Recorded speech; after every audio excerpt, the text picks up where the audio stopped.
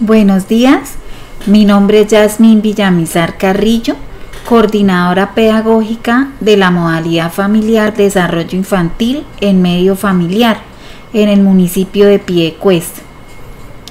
En el día de hoy les estaré acompañando a través de este video en el proceso de inducción que estamos adelantando con los diferentes municipios en la modalidad familiar.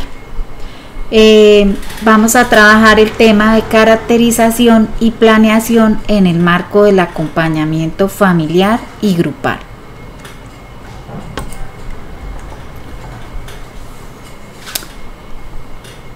El proceso de caracterización de las familias es un proceso que se hace una vez iniciamos la atención de los beneficiarios.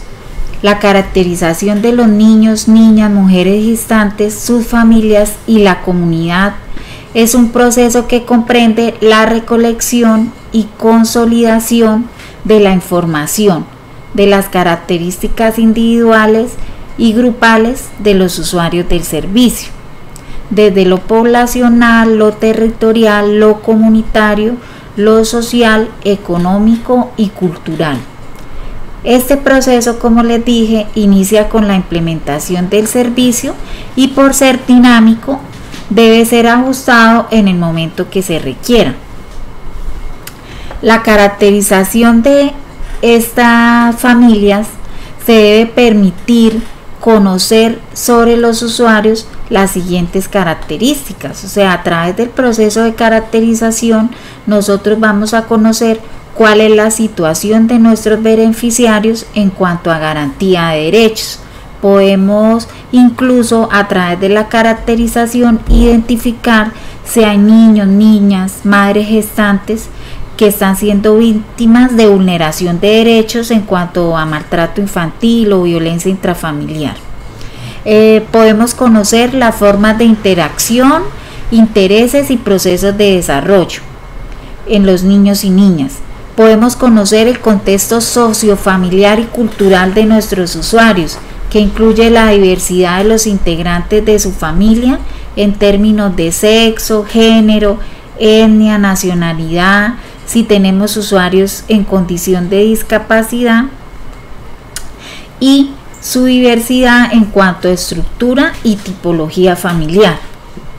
Las dinámicas familiares, los ciclos, si encontramos relaciones de poder o relaciones de desigualdad al interior de nuestras familias usuarias. El estado de las condiciones de salud y nutrición, puesto que al iniciar la atención tenemos la primera toma de talla y peso y esto nos puede dar una visión de cómo se encuentran nuestros niños y niñas al ingresar al servicio. Las prácticas familiares y comunitarias que tienen las familias en cuanto al cuidado y crianza de los niños, los saberes, las capacidades y los recursos familiares y comunitarios. Podemos conocer a través de este proceso de caracterización también las generalidades del territorio y de las comunidades en donde habitan, ya sean en la zona urbana o en la zona rural. Las posibles iniciativas de autoabastecimiento alimentario que podrían desarrollar las familias, pero este punto aplica solamente para la modalidad entornos rurales. Este proceso de realización o de caracterización lo hacemos en los primeros encuentros en el hogar y grupales, es decir, que en la primera visita familiar debemos empezar a implementar el proceso de caracterización de nuestras familias. ¿Cómo construimos la caracterización? Entonces vamos a tener 4 herramientas para construir nuestra caracterización. Recordemos que la caracterización se construye por unidad de atención. Entonces está como insumo la ficha de caracterización sociofamiliar y 3 talleres. El taller 1 que se llama comprensiones y conceptos de infancia. El taller 2, caracterización de los niños, niñas y familias y usuarios del servicio. Y el taller 3, que es la cartografía social. Una segunda etapa de la construcción de la caracterización es la consolidación, análisis y uso de la información. Entonces, el formato de ficha de caracterización nos arroja unos gráficos, ¿sí? Y con estas gráficas podemos hacer el análisis cualitativo y cuantitativo de los resultados, los cuales vamos a registrar en el cuaderno de acompañamiento familiar y grupal. Esto lo debemos hacer a más tardar al tercer mes de legalización del contrato, el registro de la información en el cuaderno familiar. Más adelante vamos a ver en qué consisten esos cuadernos. Para realizar el análisis cualitativo y cuantitativo, debemos identificar cuáles son las tendencias y situaciones que influyen en la potencialización del desarrollo integral de los niños y las niñas desde su gestación, así como su garantía de derechos y como el logro en sus realizaciones.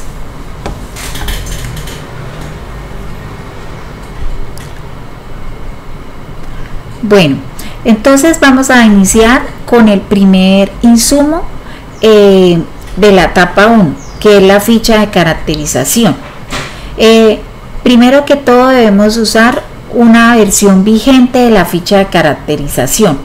Para eso nos podemos dirigir a la página del ICBF y en la intranet buscar esta información, ya que aquí se están actualizando constantemente los formatos, los manuales operativos. Entonces nos dirigimos a la intranet a buscar la última versión de la ficha de caracterización. Una vez la tengamos, entonces revisamos la ficha de caracterización. Es importante que las agentes educativas y el equipo sea capacitado previamente sobre el tema puntual de ficha de caracterización. La ficha de caracterización pues tiene 3 módulos, ¿sí? Es un formato digital que tiene 3 módulos. Desde el momento que asignamos el cupo al beneficiario, iniciamos con el diligenciamiento del módulo 1 si se trata de un niño o niña. Y si se trata de una madre gestante, un usuario madre gestante, iniciamos con el diligenciamiento desde el módulo 2. El módulo 3 hace referencia a la información del grupo familiar y se diligencia tanto para niños, niñas como madres gestantes. Para diligenciar la ficha en su totalidad tenemos un plazo de 2 meses desde la legalización del contrato. Para los usuarios que ingresan después de la iniciación del contrato, que ingresan porque hay retiros de beneficiarios o cambio de grupo etario y van quedando los cupos, entonces esos usuarios nuevos, las agentes educativas tendrán un mes de plazo para aplicar la ficha de caracterización. Cuando identifiquemos dentro de nuestros usuarios niños y niños con discapacidad, debemos diligenciar un formato que se llama ficha de caracterización pedagógica. Es para la inclusión de niños y niñas en condición de discapacidad. La ficha de caracterización la debemos diligenciar en medio digital y la debemos almacenar en el computador o en un dispositivo digital que esté accesible en el caso de que tengamos una supervisión del ICBF. Para que esa ficha de caracterización también debe estar a nuestra mano para que en el momento que tengamos que actualizarla pues podamos hacer las actualizaciones que se requieran y verificar las condiciones de calidad. En cuanto a las fichas de caracterización, es importante esta recomendación, y es que tengamos una copia de seguridad adicional a la original con el fin de evitar la pérdida de la información. Asimismo, les recomiendo que las fichas de caracterización las manejemos desde nuestro computador personal, y si tenemos que recurrir de pronto a un café internet, llevemos un dispositivo para guardar la información y que ésta no quede disponible en otro equipo que sea de uso público, ya que pues es información privada de nuestros beneficiarios.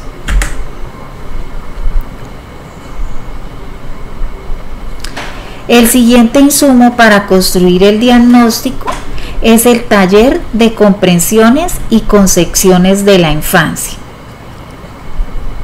Este taller está liderado por los profesionales de apoyo psicosocial y se debe realizar una vez inicia. Estos talleres los debemos realizar una vez inicia la atención. Entonces el taller de comprensiones y concepciones de la infancia está orientado a identificar algunos sentidos y comprensiones sobre los conceptos propios de las comunidades o grupos de participantes, a partir de la identificación y la autorreflexión de sus concepciones y representaciones sobre la infancia, primera infancia y familia, de los participantes desde las categorías socioculturales, o sea, desde sus creencias, desde las pautas de crianza que se han transmitido de generación en generación, y de lo específicamente relevante en lo que tiene que ver con acontecimientos que marcan el ciclo de vida. Este taller va a conectar las historias personales con el conocimiento de los entornos sociales de los niños y las niñas, como el acercamiento a la comprensión de sus procesos de socialización. Se basa en que la memoria de la niñez está presente a lo largo de la vida, no solo como un ejercicio mental, sino como un ejercicio vivencial, emocional, corporal y espiritual.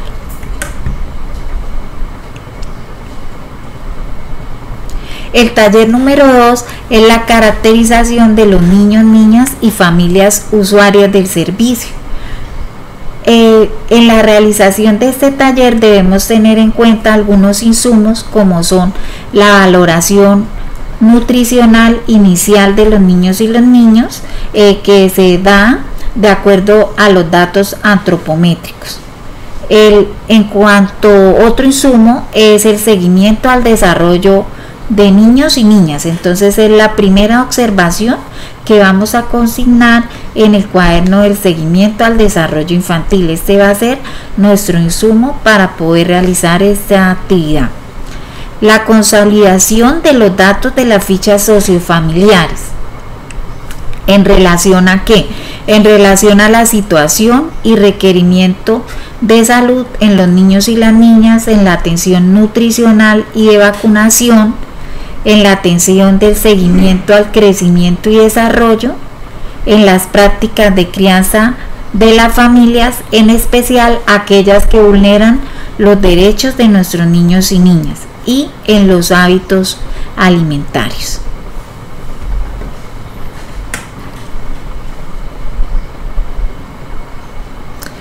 El tercer taller es la cartografía social. La cartografía social es el reconocimiento de los espacios comunitarios, públicos, naturales, culturales, propios de la vida cotidiana de los niños y las niñas desde su gestación y de su familia. Comprendido, este taller, esta cartografía social comprende el territorio como aquellos que se configura socialmente a propósito de las relaciones del ser humano con el entorno, con lo cultural, con lo económico y lo histórico, así como las formas de organización y de construcción de redes de las comunidades, los escenarios de encuentro, las festividades, las entidades públicas y privadas, el reconocimiento de saberes y prácticas de estas comunidades para el cuidado y crianza de los niños y niñas. Entonces, en la cartografía social, en este ejercicio práctico de la cartografía social con las familias, vamos a identificar, como lo pueden ver en la imagen, la cartografía social. Para elaborar la cartografía social generalmente usamos un pliego de papel bond, una cartulina, marcadores, y aquí vamos a identificar cuáles son los espacios educativos, recreativos y comunitarios que están cerca a la unidad de servicio, ya sea en la zona rural o en la zona urbana. Los programas, proyectos y acciones comunitarias o institucionales. Las acciones comunitarias que pueden favorecer o incidir negativamente en el desarrollo de la primera infancia en la comunidad. Saberes y prácticas tradicionales de la comunidad que hacen parte de la identidad colectiva y favorecen el desarrollo integral de la primera infancia. Seguridad y riesgo en los espacios públicos.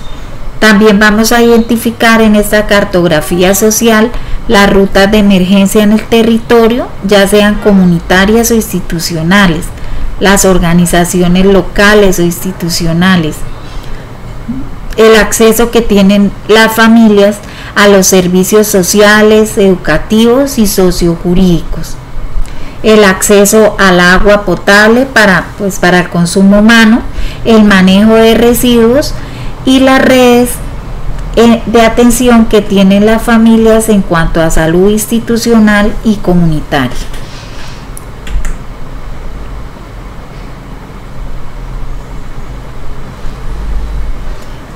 El diagnóstico situacional. Entonces, el diagnóstico situacional es el resultado de la caracterización.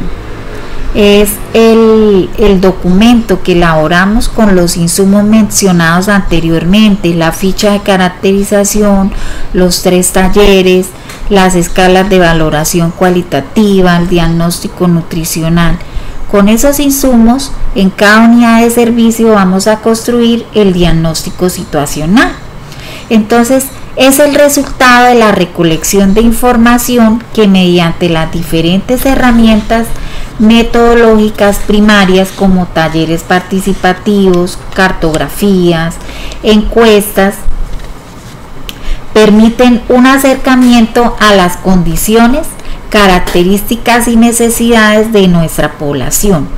A través de las diferentes herramientas metodológicas utilizadas, consolidamos la información referente a la composición y estructura familiar, a las características de la vivienda, a las condiciones de habitabilidad de nuestras familias y las relaciones familiares, comunitarias de las familias que pertenecen a cada una de las unidades de servicio. Asimismo, se hace el análisis de la información que fue recolectada en las fichas de caracterización de cada uno de los usuarios que ingresan al programa. Todo ello es parte del insumo que nos permite identificar y establecer cuáles son las prioridades para elaborar el plan operativo para la atención integral. Recordemos que este plan operativo de atención integral y estos planes de formación se elaboran de acuerdo a este diagnóstico situacional y son diferentes entre cada unidad de servicio. No pueden contener las mismas temáticas ni los mismos planes de formación, ya que para eso construimos un diagnóstico de acuerdo a la necesidad que tiene cada comunidad. Entonces es importante que haya claridad en ese aspecto.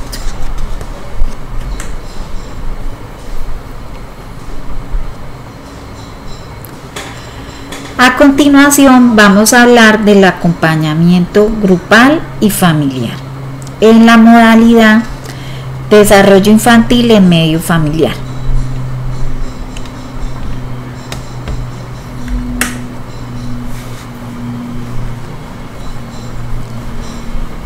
En esta imagen podemos ver cómo es la estructura operativa de nuestra modalidad.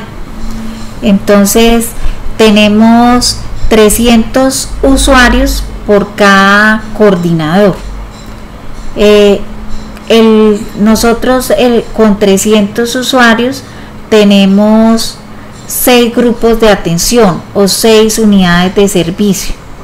Cada unidad de servicio cuenta con 50 usuarios, aunque hay unidades que pueden tener 45 usuarios, pero el límite es de 50 beneficiarios.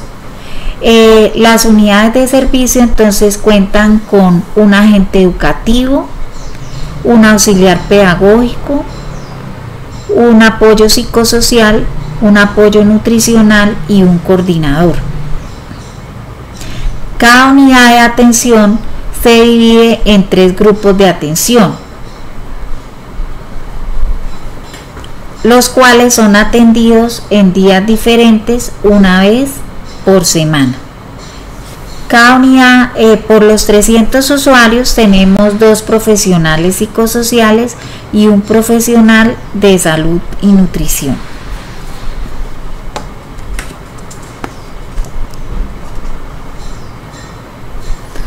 Entonces, lo que iniciamos al iniciar la atención de nuestros beneficiarios, empezamos con la organización de los grupos de atención. Tenemos para la zona urbana, como conocemos, la atención de nuestra modalidad en las zonas urbanas es hasta los 2 años de edad, desde la gestación hasta los 2 años de edad. Con el grupo de organizamos el grupo de 50 usuarios en 3 grupos de atención. El primer grupo estaría conformado por madres gestantes y niños y niñas lactantes menores de 6 meses. El segundo grupo de atención estarían los niños y niñas desde los 6 meses hasta los 12 meses. En el grupo 3, los niños a partir de los 13 meses hasta cumplir los 2 años de edad.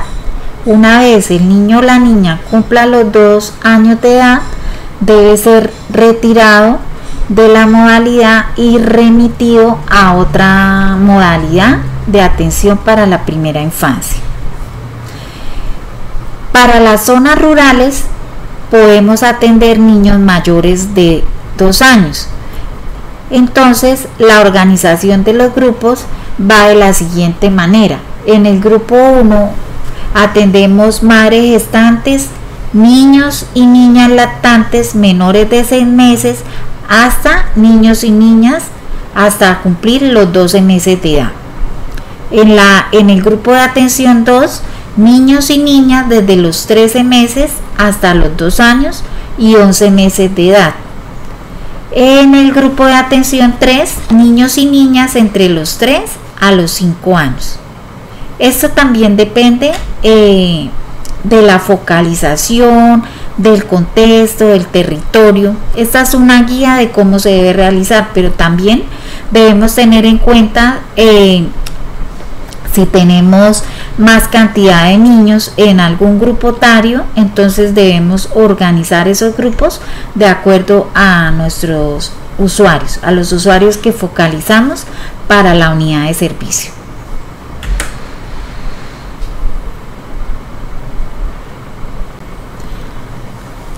Vamos a hablar sobre los encuentros grupales.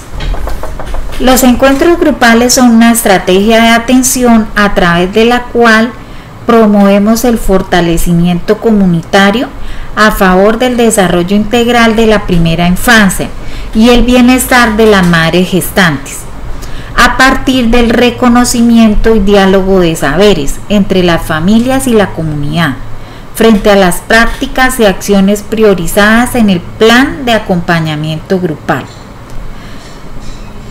Se busca propiciar espacios.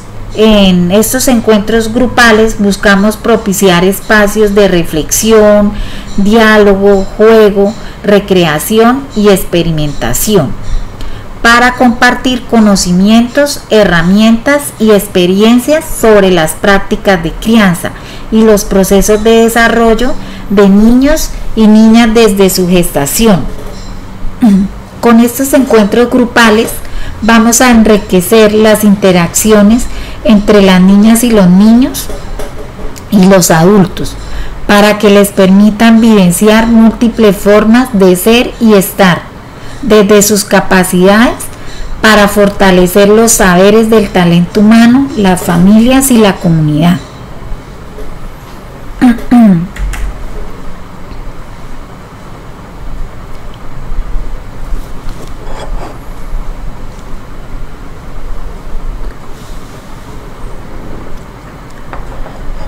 ¿Cómo desarrollamos los encuentros educativos? Los encuentros reeducativos se realizan para cada grupo de atención con una duración máxima de 3 horas de trabajo efectivo, es decir, el encuentro educativo tiene una duración de 3 horas y lo realizamos con cada grupo una vez por semana, es decir, que cada grupo de beneficiarios asiste una vez a la semana a la unidad de servicio. Los encuentros educativos son realizados por la dupla. La dupla está conformada por la agente educativa y la auxiliar pedagógica, los profesionales de atención psicosocial, el profesional de salud y nutrición y el coordinador pedagógico. De acuerdo a la programación de los encuentros y al plan de acompañamiento grupal, se organizará quienes estarán presentes en los encuentros educativos y en qué momento. Recordemos que cada encuentro educativo tiene 3 momentos. Entonces, la construcción de la programación de los encuentros educativos se debe realizar de manera coordinada con los profesionales de apoyo, con los agentes educativos, con el fin de poder hacer una atención efectiva. Se deben realizar como mínimo 2 acompañamientos mensuales en cada unidad de servicio por los profesionales psicosociales y de salud y nutrición, ¿sí? Como les decía anteriormente, esta planeación debe ser realizada de manera conjunta, debe ser organizada, tener claridad en cuáles son las responsabilidades y cuál es el momento en el que el profesional va a intervenir o los niños y las niñas van a estar siendo atendidos en ese momento por las agentes educativas, con el fin de que tengamos un ejercicio articulado. Durante los encuentros educativos se entregará un refrigerio a los niños y las niñas mayores de 6 meses y a su acompañante y a la mujer gestante.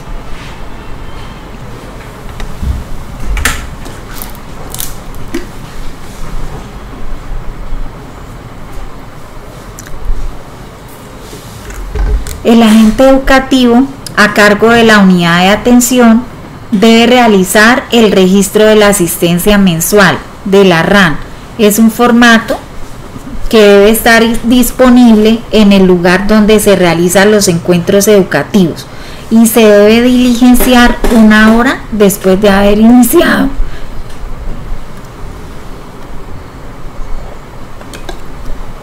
El encuentro educativo grupal. La inasistencia de algún usuario a 2 encuentros grupales dentro del mismo mes sin justificación alguna va a generar el retiro del beneficiario y el reemplazo del cupo.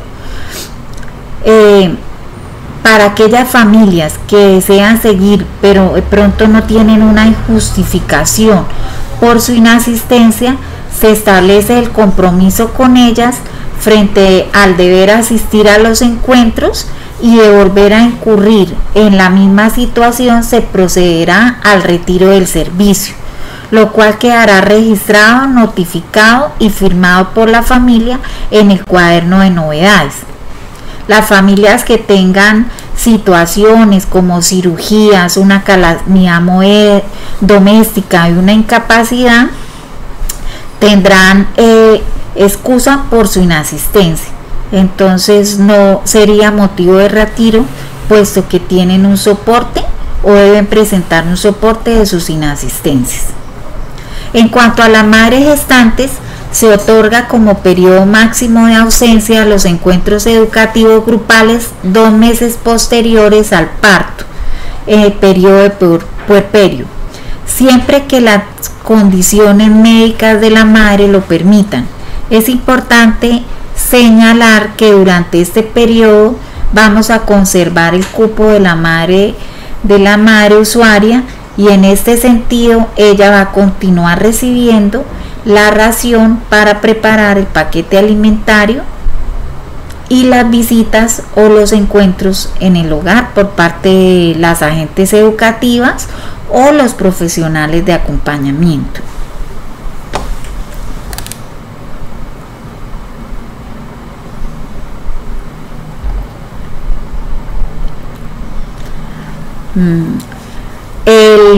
Como les decía anteriormente, los encuentros educativos tienen unos momentos.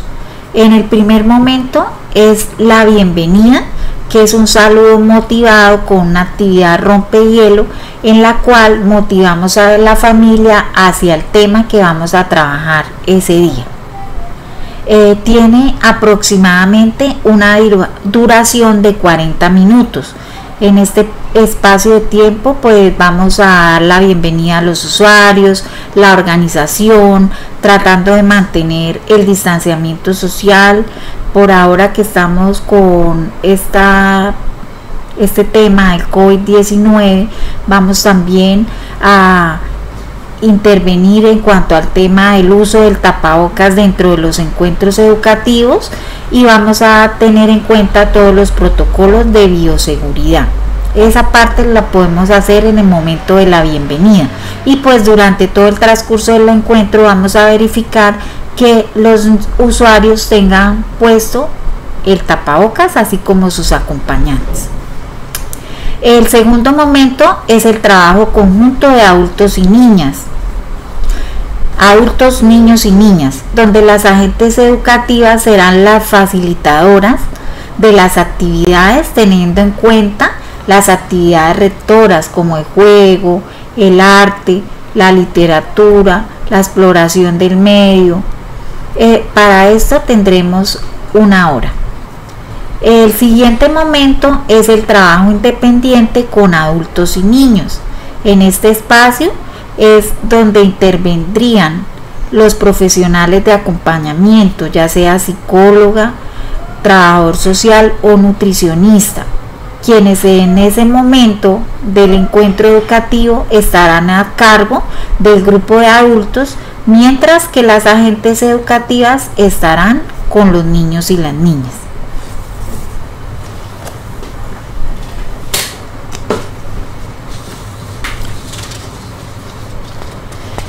Para los encuentros educativos grupales no será válido que se unan 2 o más unidades de atención para realizar el encuentro grupal. Tampoco es válido realizar en una sola jornada los encuentros grupales en la misma unidad de servicio. Un usuario no puede reemplazar su inasistencia a un encuentro grupal participando de otro encuentro programado. Solo se tendrá en cuenta las incapacidades médicas para validar una inasistencia. Es decir, que en la unidad de atención atendemos martes, miércoles y jueves. Entonces, un usuario no pudo asistir el día martes. Entonces, no podemos validar que asista el miércoles y jueves en reemplazo de esa sesión educativa a la que no fue. Entonces, en ese caso, se le marcaría la inasistencia. Y al tener 2 inasistencias sin justificación, pues se hace necesario el retiro del cupo. En caso de que se presente el fallecimiento de un niño o niña beneficiario del servicio al nacer o posterior al nacimiento, también en el caso de una madre gestante, en el marco de la modalidad familiar, se debe brindar acompañamiento psicosocial a la familia a través de encuentros en el hogar por 2 meses posteriores a la ocurrencia de los hechos, garantizando como mínimo un total de 4 sesiones de acompañamiento específico. Igualmente, En el caso de ser necesario, se debe realizar gestión para activar la ruta de salud, quien debe realizar el proceso de atención psicosocial que corresponda. No, a estos usuarios no se les entregará, o a estas familias no se les entregará ración para preparar ni refrigerio. El acompañamiento grupal, en el acompañamiento grupal o en los acompañamientos, en los encuentros educativos, él no puede hacer parte de los 50 usuarios del grupo de atención.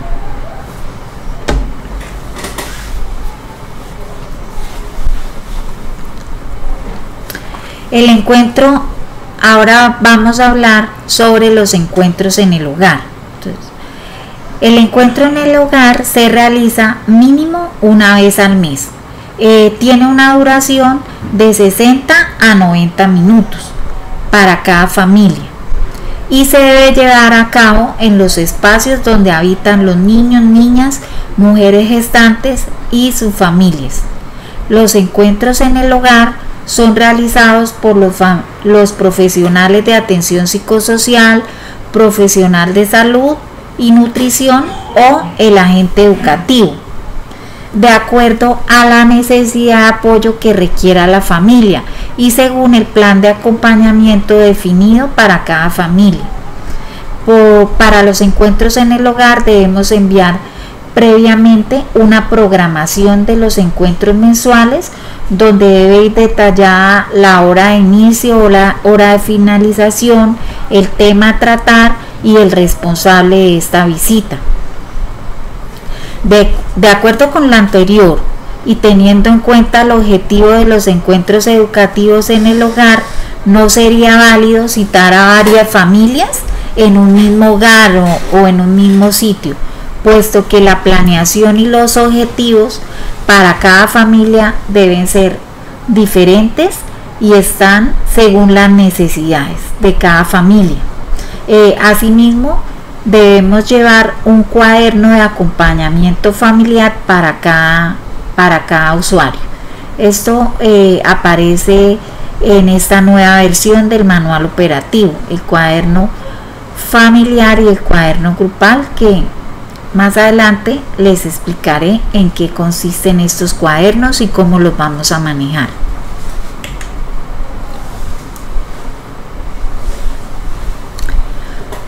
Bueno, los cuadernos grupales y familiares son una herramienta para organizar la atención. Se han definido para la modalidad los cuadernos de acompañamiento familiar y grupal, que permiten recoger aspectos esenciales de la atención, desde la caracterización hasta el seguimiento por cada familia y grupo de atención, y cuentan con un prediseño establecido.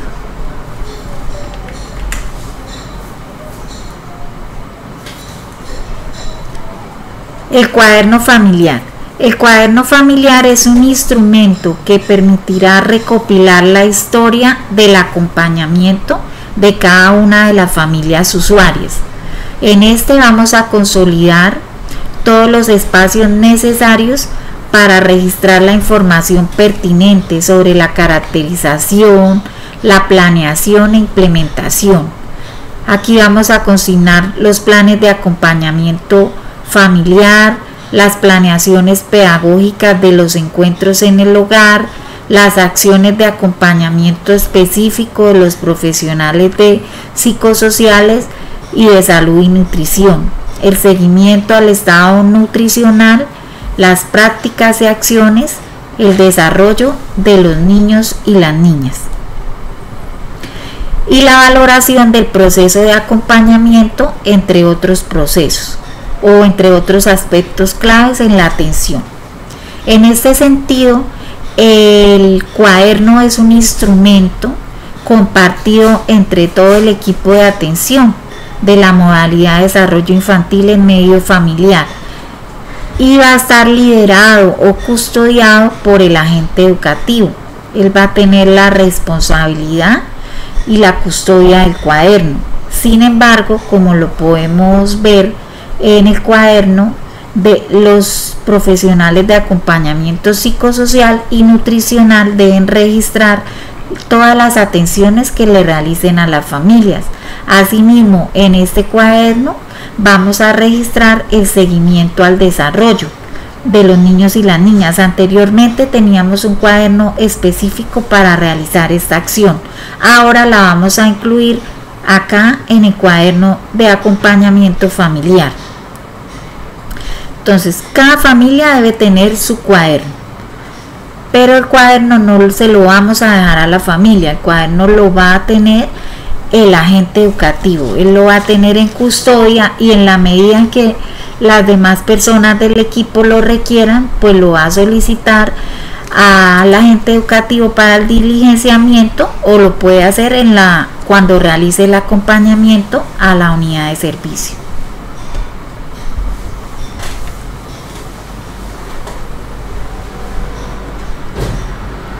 Ahora el otro cuaderno que tenemos según versión 7 del manual operativo es el cuaderno grupal. En este cuaderno vamos a registrar la formación más pertinente en relación a todo el grupo de familias y usuarios de la unidad de atención, sobre la caracterización comunitaria, la planeación e implementación. Acá vamos a consignar los planes de acompañamiento grupal, las planeaciones pedagógicas de los encuentros grupales, las iniciativas comunitarias a favor de la protección y desarrollo de las niñas, los niños y bienestar de las mujeres gestantes.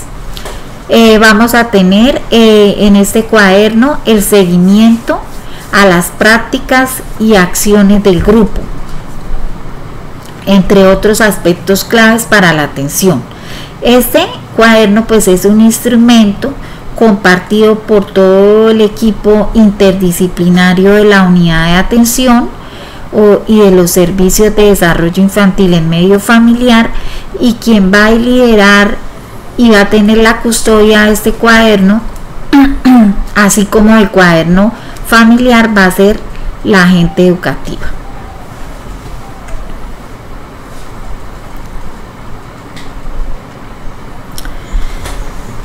Bueno, con esta presentación damos por terminado el tema. Es importante leer el manual operativo, leer las páginas desde las 72 a las 78 de la versión 7 del manual operativo, donde podemos encontrar todo lo que tiene que ver con el tema de la caracterización, los encuentros grupales y familiares, para tomar nota o tomar atenta nota de todo lo que debemos iniciar a realizar una vez comencemos con la atención de nuestros usuarios. Entonces, mucho gusto, espero que iniciemos con toda la energía y toda la actitud positiva, y tratemos de hacer lo mejor posible y nos guiemos por el manual operativo. Hagamos una lectura juiciosa del manual operativo, de la actualización del manual operativo, y cualquier duda la pueden consultar con sus coordinadores pedagógicos, quien finalmente irán las pautas o las acciones a desarrollar en cada municipio.